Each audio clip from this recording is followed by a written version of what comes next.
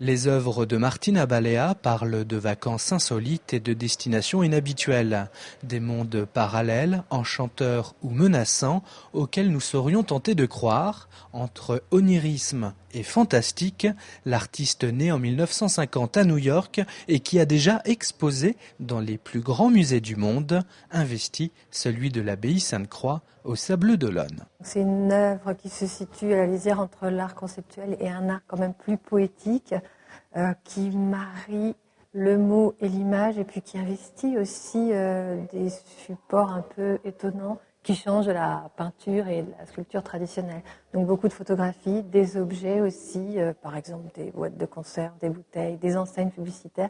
Enfin, en fait, c'est un art aussi qui s'infiltre dans le réel, qui fait corps avec la vie. Et qui la détourne aussi avec des affiches de films qui n'existent pas ou des invitations pour une cure thermale un peu spéciale. Là, elle nous raconte une histoire en plusieurs épisodes, il y en a 6, je crois. Elle invite le spectateur à faire un séjour en cure thermale, mais pas du tout pour faire une cure au sens bien connu du terme, plutôt pour devenir liquide. Donc on retrouve en fait cet univers très fantastique où elle nous propose une transformation.